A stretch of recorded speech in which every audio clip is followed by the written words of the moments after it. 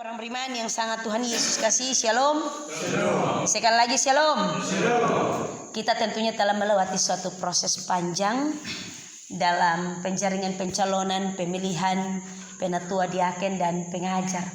Tetapi juga kita ada di dalam masa pergantian periodisasi. Kita sudah masuk di bulan yang keempat di 2024 Bapak Mama, dan kesempatan untuk kemudian kita terus melanjutkan tongkat estafet pelayanan yang Tuhan percayakan bagi tiap-tiap orang. Tentunya bahwa kita melihat Bapak Mama bahwa pelayanan yang sudah dilewati semua karena kasih karunia dan semua karena kekuatan Allah yang dipercayakan yang ada di dalam diri tiap-tiap orang percaya, tiap-tiap hamba Tuhan yang memberi dirinya untuk melayani pekerjaan Tuhan. Bapak Mama, saudara orang beriman yang sangat diberkati Tuhan. Saya mengawali khotbah ini Bapak Mama dengan satu ilustrasi tentang orang-orang di Cina. Orang-orang di Cina itu Bapak Mama dong kalau mau mengawetkan makanan dan kemudian makanan itu bertahan lama, tetapi juga memiliki kualitas dan cita rasa yang enak. Maka Bapak Mama itu makanan-makanan baik itu berupa daging mentah ataupun makanan yang sudah diracik atau dimasak, mereka akan taruh di dalam periuk tanah. Taruh di dalam periuk tanah atau bejana. Mereka akan taruh, tetapi sudah dengan ramuan-ramuan yang kemudian menguatkan dia pun rasa. Sampai 1 tahun 2 tahun juga makanan sudah rusak. Apalagi kalau omong soal daging mentah, itu soal makanan. Tetapi juga Bapak Mama ada hal lain yang lebih istimewa. Orang Cina itu dong punya minuman yang disebut dengan arak, sama juga dengan orang Jepang. Untuk kemudian itu minuman, kalau kau di sini bilang soro ya Bapak, sopirote atau suklin, sopi kualin.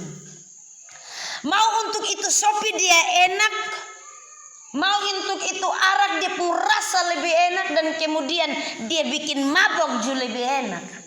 Dong lebih banyak taruh di dalam periuk tanah atau bejana.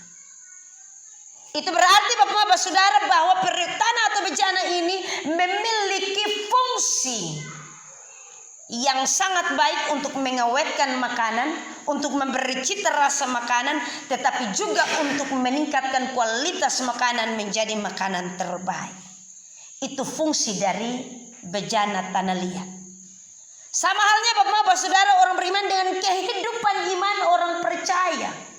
Dalam pekerjaan pelayanan yang Tuhan percayakan di tengah-tengah gereja Tuhan.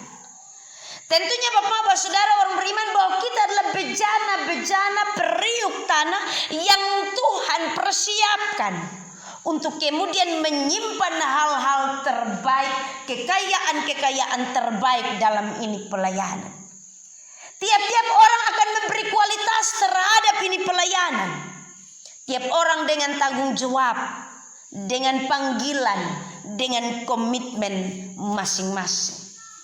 Kehidupan kita adalah bejana-bejana terbaik untuk kemudian apa yang menjadi pekerjaan-pekerjaan terbaik dari Allah disimpan secara baik, secara rapi dalam kehidupan kita.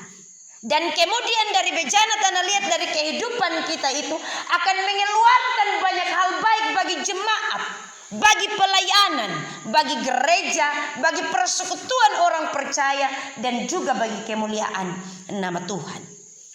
Bapak-Bapak Saudara, surat ini ditulis oleh Rasul Paulus, dikirimkan kepada jemaat di Korintus. Mereka merupakan jemaat-jemaat pertama, tetapi juga dengan pergumulan-pergumulan iman yang maha hebat, pergumulan pelayanan, pergumulan pengajaran-pengajaran di tengah-tengah jemaat. Kenapa sehingga Rasul Paulus menuliskan surat ini Bapak-Bapak Saudara orang beriman? Kemudian dia memberi ilustrasi seperti harta rohani dalam bejana tanah liat. Kehidupan orang percaya berbeda dengan kehidupan orang yang bukan orang percaya. Kenapa disebut berbeda Bapak-Bapak Saudara? Karena dalam kehidupan orang percaya itulah keluar kebenaran-kebenaran yang sejati dari Yesus Kristus. Karena itu Rasul Paulus menekankan kepada jemaat yang ada di Korintus bahwa kepercayaan dan juga iman yang ada di dalam jemaat-jemaat yang ada di Korintus sama seperti sebuah harta yang sangat bernilai. Bagaimana untuk menjaga itu harta? Dia mengilustrasikan kami menyimpannya dalam bejana tanah liat, supaya menjadi nyata bahwa kekuatan yang melimpah-limpah itu berasal dari Allah, bukan dari diri kami. Allah menjadikan kita sebagai bejana tanah liat, supaya dalam kehidupan kita nama Allah dimuliakan, supaya dalam kehidupan kita Allah pakai untuk ini pelayanan. Bapak saudara, orang beriman yang sangat diberkati oleh Tuhan Yesus Kristus, tentunya bahwa sore hari ini kita ada dalam penggembalaan dan persiapan diri. Ini yang dinanti-nantikan oleh jemaat selama kurang lebih 2 periodisasi. Tuhan telah memelihara dan menjadikan pelayanan periodisasi sebelumnya, menaruh mereka sebagai bejana-bejana tanah liat untuk kemudian mengumpulkan harta-harta terbaik dalam ini pelayanan. Mereka telah memberi kualitas terbaik. Mereka telah memberikan pelayanan secara maksimal dengan prinsip-prinsip dan nilai-nilai pelayanan yang utuh.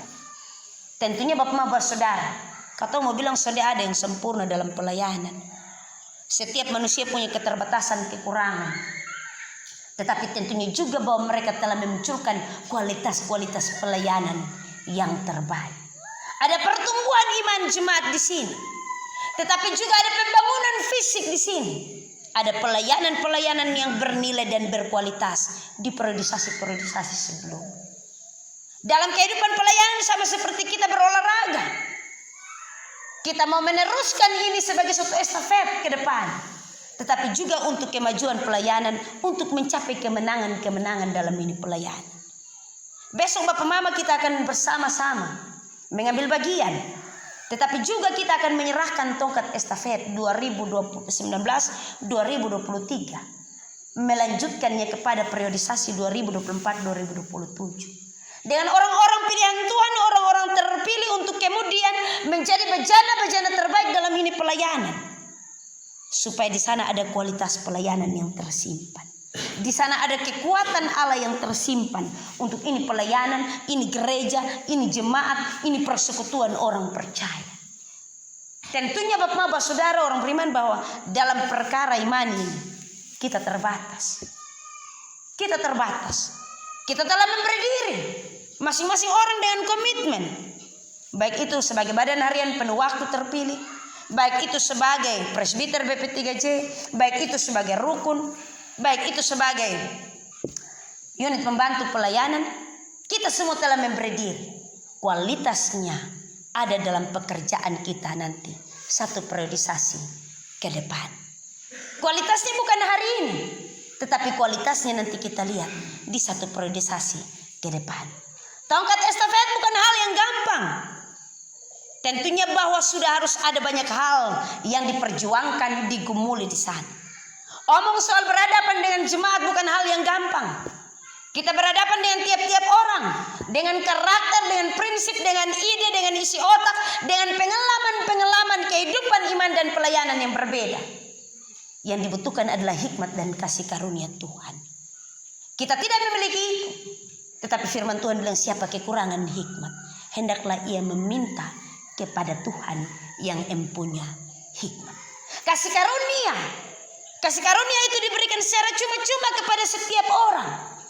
Dan itu yang harus dipergunakan secara baik sebagai kualitas untuk kemudian membawa pelayanan ini menjadi berarti 4 tahun ke depan. Bapak saudara, sekali lagi bahwa kotong terbatas dalam segala perkara. Besok kita akan diteguhkan, diperhadapkan. Kita akan melaksanakan secara terima. Tetapi tentunya bahwa dalam hal ini kita terbatas. Tetapi Tuhan yang mempunyai pekerjaan ini dia tidak terbatas dalam segala perkara. Dia akan menolong tiap-tiap orang. Baik kita yang sudah berpengalaman ataupun kita yang belum berpengalaman. Baik kita yang berpengetahuan ataupun kita yang tidak berpengetahuan. Karena kasih karunia-Nya sama kepada tiap-tiap orang yang memberi diri untuk melayani akan Dia. Mintalah hikmat dari Tuhan. Mintalah Tuhan menuntun kita. Karena ketika Tuhan menuntun kita, maka Dia akan membawa kita untuk berjumpa dengan terang yang sejati.